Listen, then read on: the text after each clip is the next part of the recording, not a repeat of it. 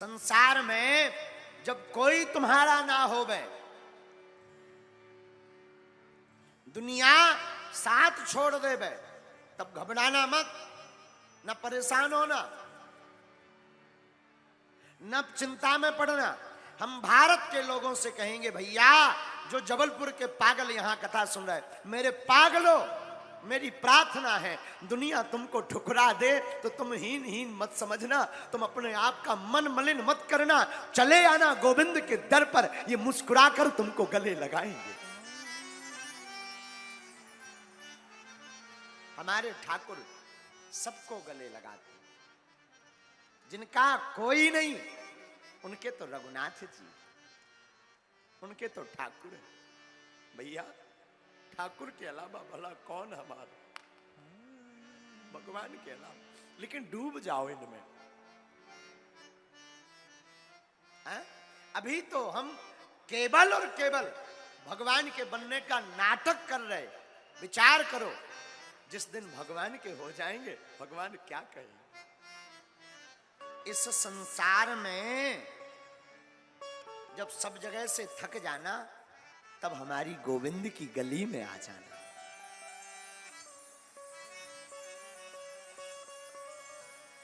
तब आप हमारे माधव की गली में आ जाना। इनके जैसा दयालु कोई नहीं है, इनके जैसा कृपालु भी कोई नहीं है। इनका स्वभाव बड़ा दिव्य है।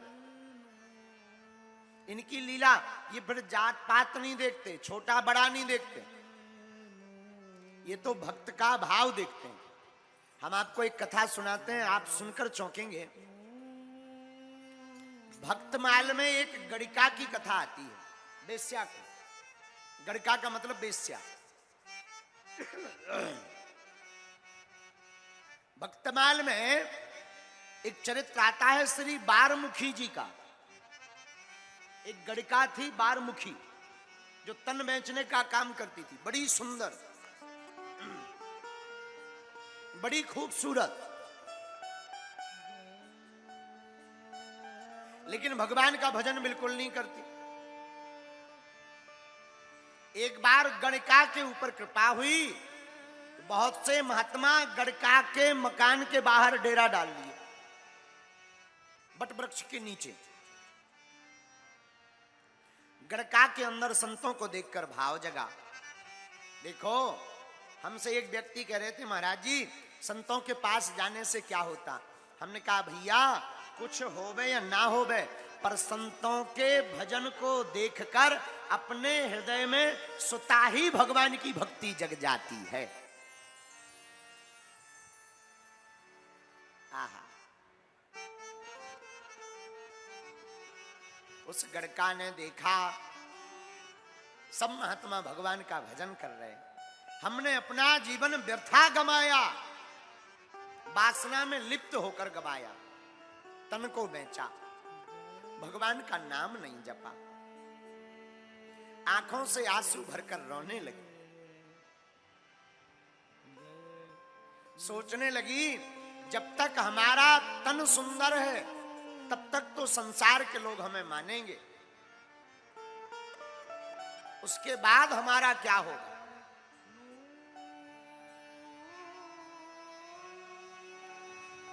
रात गवाई सोए कर,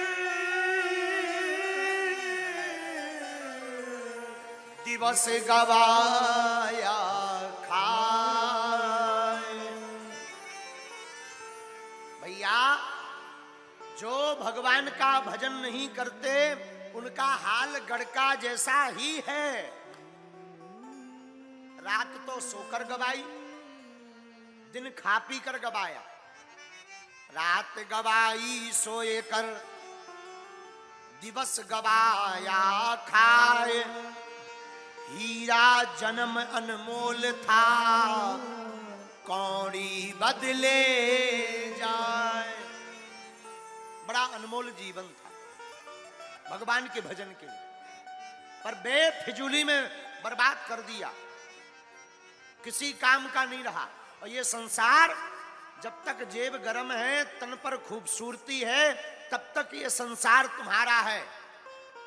जहां चेहरे की चमक और जेब के नोट गए, सो कोई तुमको पूछने वाला नहीं है। गड़िका रोने लगी। हरि बिन कौन हमारो, अब तो बिना गोपाल के कौन हमारा है, सब व्यर्थ है। उसने क्या किया, जितनी संपत्ति थी एक थाल में सोना चांदी जवाहरात भरे महात्माओं के पास ले गई। महाराज, आपकी कृपा से, आपके दर्शन से हमारे अंदर भाव जगा है, ये स्वीकार करो सेवा।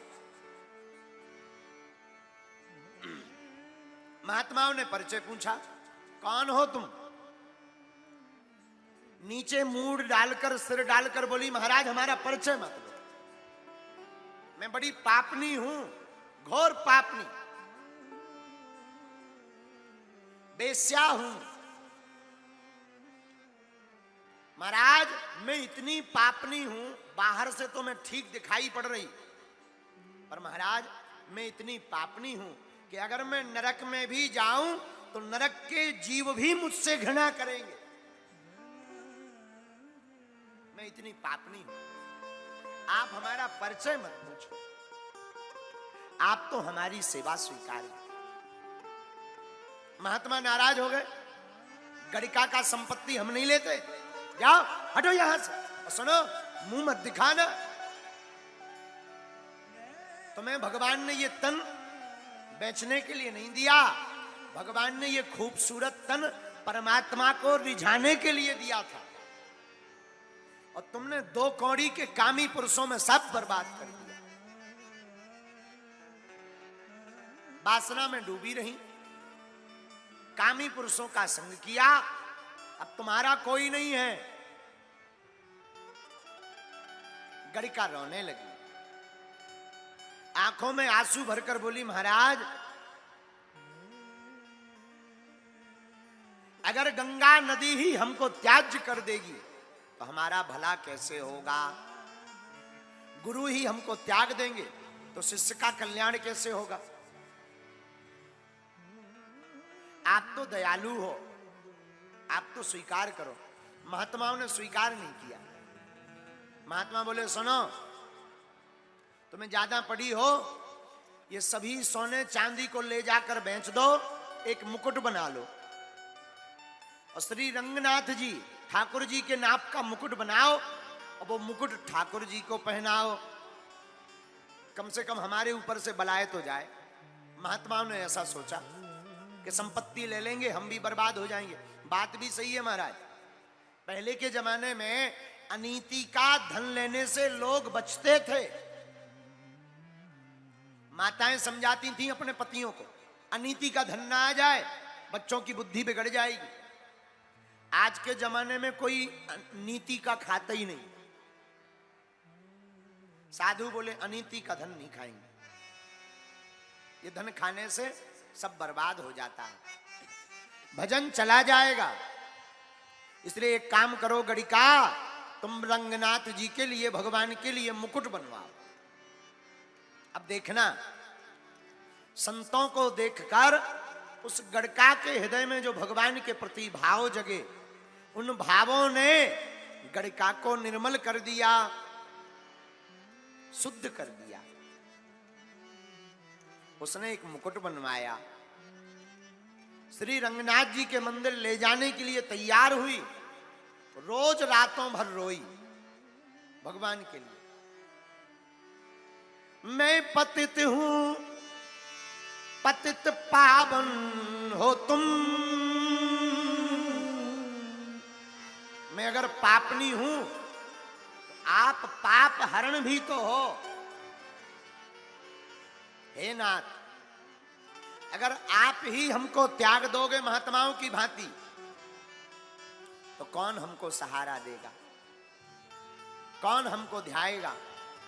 हे नाथ, कौन हमारी खबर लेगा? और हाथ जोड़कर वो गड़का रोते रोते रातों को व्यतीत करती, आंखों से झरझर आंसू बहाती और गाते हुए कहती, हरि बिन कौन ने हमारो, हरि बिन कौन हमारो, हरि बिन कौन हमारो, हरि बिन कौन हमारो, हरि बिन कौन हमारो, हरि बिन कौन हमारो। भगवान के बिना कौन हमारा है? जिनका नाम पतित पावन है, जिनका नाम पतित पावन है, जिनका नाम पतित पावन है, जिनका पतित पावन है, हमको भी पावन तारो, हमको भी पावन तारो। और गड़का रोते हुए वह कहने लगी, वह वेश्या, हरि बिन कौन हमारो, हरि बिन कौन हमारो। हे नाथ, आपने कोई साधारण पापी नहीं तारे। अगर आप पापी ही तारते हो तो हम भी पापी। और एक बात और, नाथ, आप हमारे जैसे पापी नहीं तारोगे तो आपको कोई सर्टिफिकेट नहीं देगा कि आप पतित पावन हो। गड़ी का गीत अजामिल तारे, घड़ी का गीत अजामिल तारे। आपने नंबर एक के पापी तारे। मैं मानती हूं मैं बहुत निकृष्ट हूं, महापापनी हूं, इतनी पापनी कि नरक में भी नरकीय जीव मुझसे घृणा करेंगे। लेकिन सरकार, अब तक भूल हुई, अब मैं जैसी भी हूं आपकी ही हूं। गड़ का गीत अजामिल तारे, घड़ी का गीत अजामिल तारे। घड़ी का गीत अजामिल तारे, घड़ी का गीत अजामिल तारे। हमको भी पार उतारो, हमको भी पार उतारो, हमको भी पार उतारो, हमको भी पार उतारो। तुम बिन कौन हमारो, तुम बिन कौन हमारो। हमारो प्रभु बिन कौन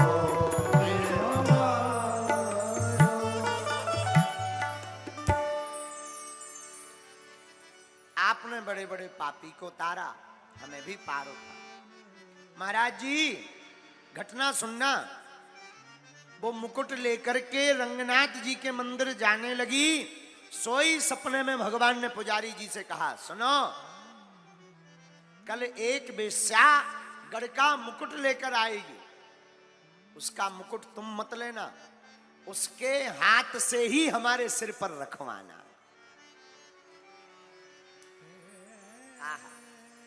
धन्य है। इसीलिए हमारे प्रभु का नाम दयालु। धन्य धन्य।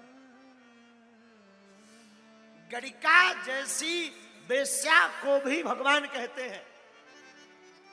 इसके सिर, हमारे सिर पर मुकुट यही रखेगी। दूसरे दिन पुजारी जी इंतजार करते रहे। शाम के समय गड़िका डरती डरती मंदिर गई। कोई डांट ना दे, कोई मार ना दे, कोई भला बुरा ना कह दे, क्योंकि जिंदगी भर पाप की। भगवान के सामने जाएंगे तो भगवान क्या पता हमारा स्वीकार करेंगे या नहीं करेंगे। आंखों से भरी रोती हुई गई। रोती रोती पहुंची।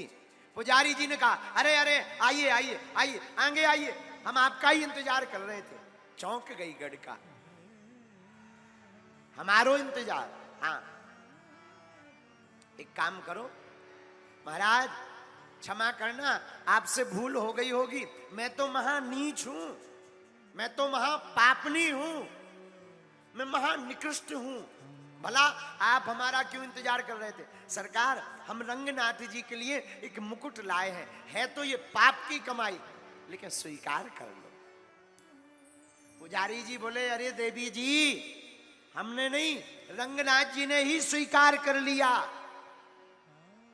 अब तो तुम अपने हाथ से पहनाओ। आहा,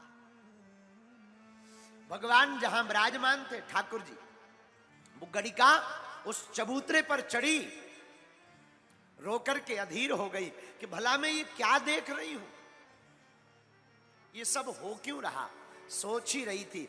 हाथ में मुकुट लिया, भगवान को पहनाना चाहा, लेकिन भगवान की मूर्ति थोड़ा बड़ी है, इसकी हाइट थोड़ा छोटी है। ये समझा गई कि भला अब कैसे मुकुट पहनाएंगे। लेकिन धन्य है भगवान, भगवान ने जैसे ही गड़िका को देखा, तुरंत अपना सिर नीचे कर लिया मूर्ति ने, और गड़िका ने अपने हाथ से मुकुट पहना दिया।